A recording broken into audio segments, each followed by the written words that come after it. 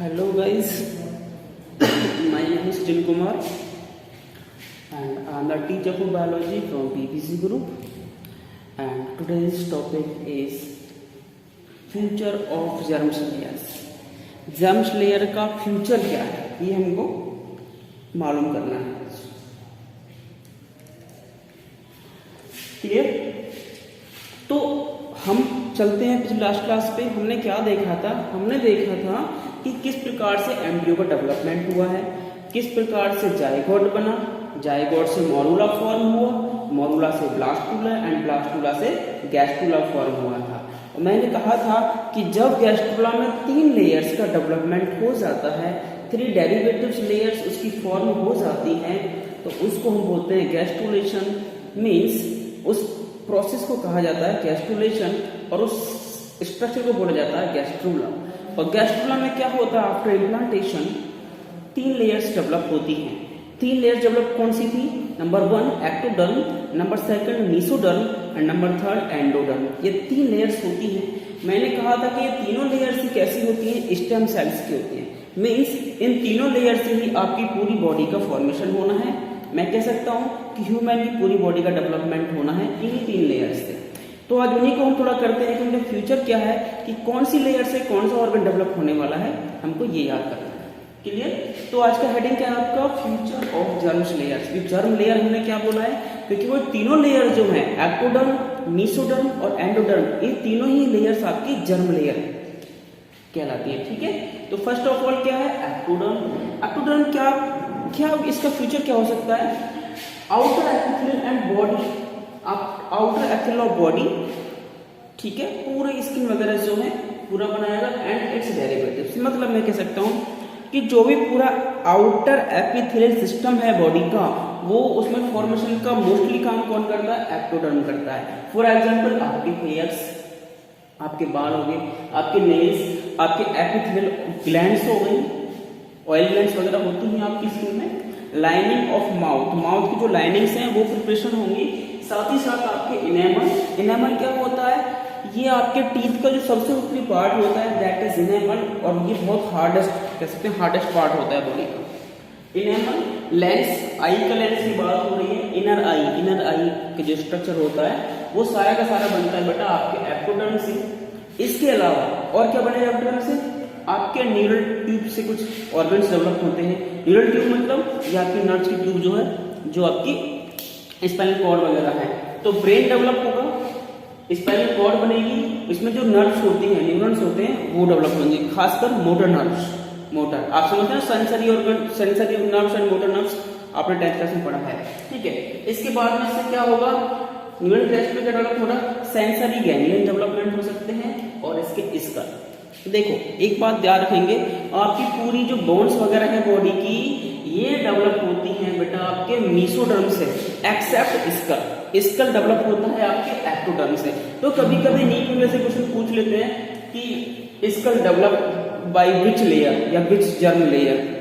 तो मोस्टली बच्चे याद रखते हैं कि जो मेसोडर्म है वो ही आपके ह्यूमन स्केलेटल सिस्टम को फॉर्म करते हैं, यानी कि बोन्स एंड कार्टिलेज का फॉर्मेशन करती है। बट इस केस में यहाँ पर क्या है? एक्टोडर्म से सिर्फ स्कल का फॉर्मेशन हो रहा है, क्योंकि ब्रेन डेवलप हो रहा है तो ब्रेन के प्रोटीन के लिए स्कल चाहिए, और स्कल डेवलप होता है आपकी एक्टोडर्म लेयर से। Clear guys?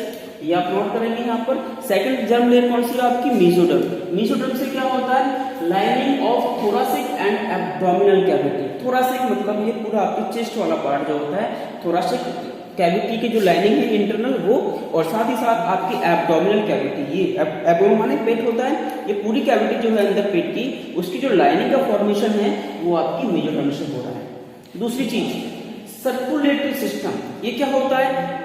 ये रिलेटेड होता है आपके ब्लड से, आपके ब्लड से, हार्ट से, आर्टरी एंड वेन्स, ये सब कुछ होता है। लिम्फेटिक सिस्टम वगैरह ये सारी चीजें होती हैं। तो मैं इसके आगे बहुत कुछ नहीं लिख रहा हूँ, आपको सिंपल लिखना है सर्कुलेटरी सिस्टम मतलब ब्लड का फॉर्मेशन, हार्ट का formation, artery, when, lymph, lymphatic systems, capillaries, ये सारी फॉर्म होंगी आपकी मेसोडर्म से। Clear guys? इसके अलावा स्केलेटल सिस्टम, बोन, कार्टिलेज, सारे के सारे मेसोडर्म से फॉर्म होता है। इसके अलावा gonads, ureter and kidney, kidneys gonads, gentle organs होते हैं, एंड यूरेटर्स वगैरह, ये सारे डेवलप होते हैं आपके मीजोडर्म से। इसके अलावा नंबर थर्ड और लास्ट लेयर कौन सी होती है आपकी एंडोडर्म। एंडोडर्म में क्या होता है, रेस्पिरेटरी ट्रैक्ट डेवलप होता है। देखो मैंने आपको बताया था कि जो फीटस है उसमें सबसे पहले हार्ट का डेवलपमेंट शुरू होता है और सबसे बाद में उसके लंग्स डेवलप होते हैं, सबसे बाद में लंग्स डेवलप होते हैं। तो एंडोडर्म में रेस्पिरेटरी ट्रैक्ट है डेवलप होगा, और इसके अलावा pharynx, thyroid gland, parathyroid extra, ये सारी चीजें इसके अंदर डेवलप होती है। ऐसा नहीं है कि पहले ये डेवलप हो जाएगा फिर ये डेवलप होगी, ऐसा कुछ नहीं है, सारा का डेवलपमेंट साथ साथ चलता रहता है। अच्छा, अब हमने समझ लिया कि किस प्रकार से जाइगोट से मोरुला बना, मोरुला से ब्लास्टुला फॉर्म हुआ, और ब्लास्टुला से गैस्ट्रुला बना, गैस्ट्रुला में 3 लेयर्स का डेवलपमेंट हुआ, और तीनों लेयर्स से क्या क्या ऑर्गन्स डेवलप हुए ये हमने यहाँ तक देख लिया। अब हमको देखना है कि जब जाइगोट से लेकर और बर्थ तक, यानी कि पार्चुरेशन, पार्चुरेशन का मीनिंग होता है प्रसव, जब बच्चा पैदा होता है तो उस प्रोसेस को बोलते हैं पार्चुरेशन, ठीक है। तो शुरुआत से लेके पार्चुरेशन तक, प्रेगनेंसी कंसीव करने से लेके पार्चुरेशन तक जो टाइम होता है उसे बोलते हैं जेस्टेशन पीरियड। जेस्टेशन पीरियड यानी कि हिंदी में बोलते गर्भकाल, आप आसानी से समझ सकते हैं। तो जो गर्भकाल जो होता है जेस्टेशन पीरियड, यह ह्यूमन फीमेल में 9 मंथ्स का होता है, 9 मंथ्स, और वी कैन से 266 डेज या 266 डेज का हो सकता है। कितने का होता है, थोड़ा बहुत कम ज्यादा हो सकता है किसी में।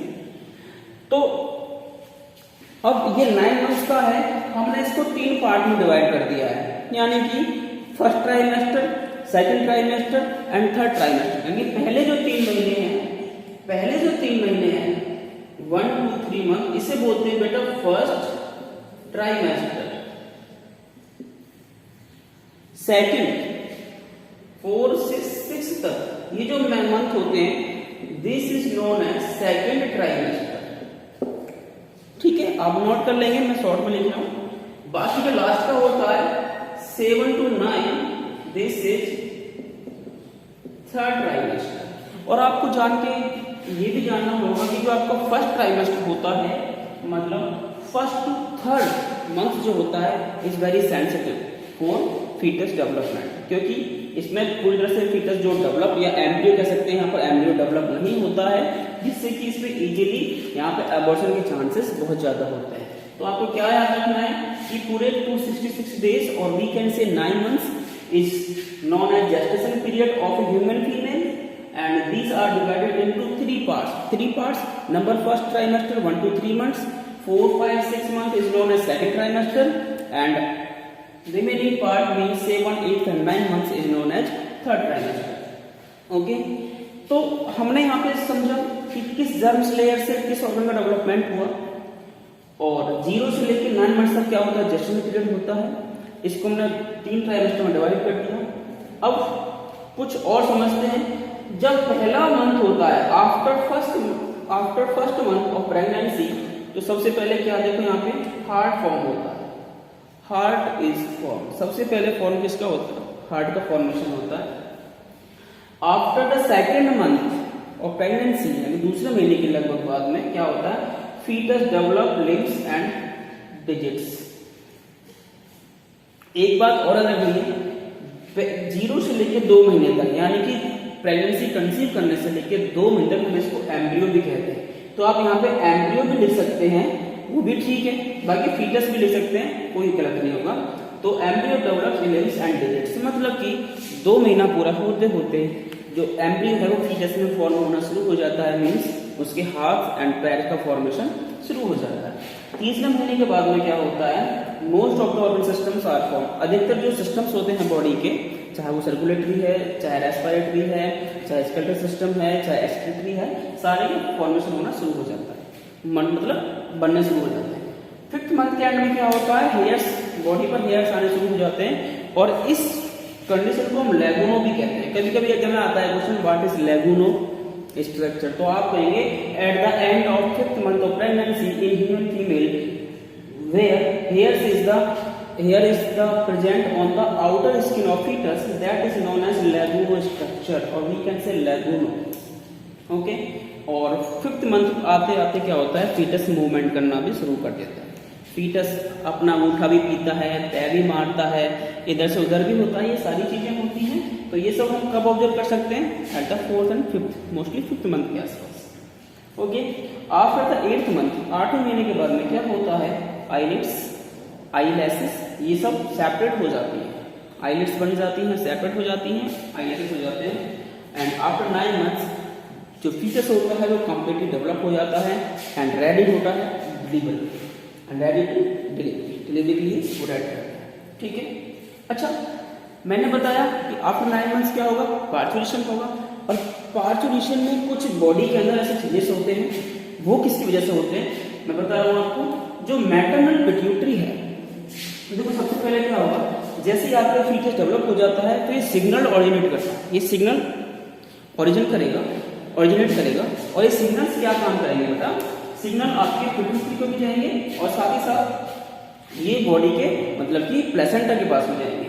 तो मैटरनल पिट्यूटरी, मदर की जो पिट्यूटरी ग्लैंड है उससे एक हार्मोन निकलता है जिसका नाम है ऑक्सीटोसिन।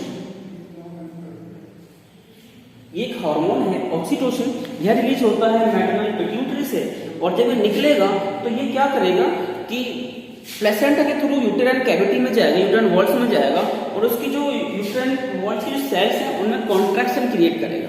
तो कॉन्ट्रैक्शन से एक प्रेशर डेवलप होता है अंदर जिससे कि पार्चुरेशन का प्रोसेस हो जाता है।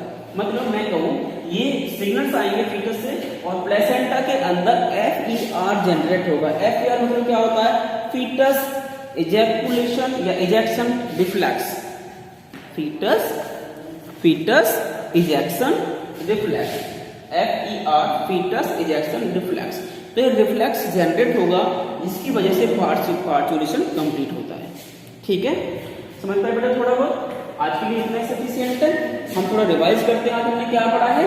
देखो इससे पहले हमने पढ़ा था आपकी एम्ब्रियोनिक डेवलपमेंट, ठीक है, उसमें आपने पढ़ा कि फर्टिलाइजेशन हुआ था, जाइगोट बना था, जाइगोट से मोरूला, मोरूला से ब्लास्टुला, ब्लास्टुला इम्प्लांट हुआ था आपके यूट्राइन कैविटी में आके एंडोमेट्रियम लेयर पर, जिसे बोलते थे आप गैस्टुला, और गैस्टुला से 3 फॉर्म्स का डेवलपमेंट हुआ था और उनको हमने कहा है 3 जर्म्स लेयर्स जिनके अंदर स्टेम सेल्स होती हैं और उनका फीचर हमने यहाँ पे देखा, एक्टोडर्म से क्या बनता है, मेसोडर्म लेयर से क्या बनता है और एंडोडर्म लेयर से क्या बनता है। ठीक है, इसके बाद हमने पढ़ा कि किस प्रकार से जेस्टेशनल पीरियड होता है 0 to 9 मंथ्स का होता है, अप्रॉक्स 266 डेज का, 9 मंथ्स का सॉरी जेस्टेशनल पीरियड का 9 महीने का होता है और इसमें क्या क्या मूवमेंट होते हैं या क्या क्या आइडेंटिफिकेशन चेंजेस होते हैं यूटरस के अंदर वो हम यहाँ पे आइडेंटिफाई कर सकते हैं।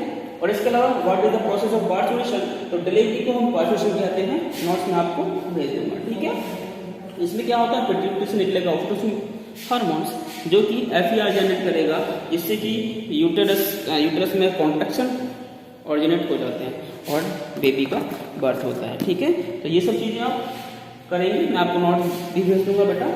मोस्टली आप शॉर्ट फॉर्म में ऐसे ही लिखेंगे तो ज्यादा बेटर रहेगा। Thank you.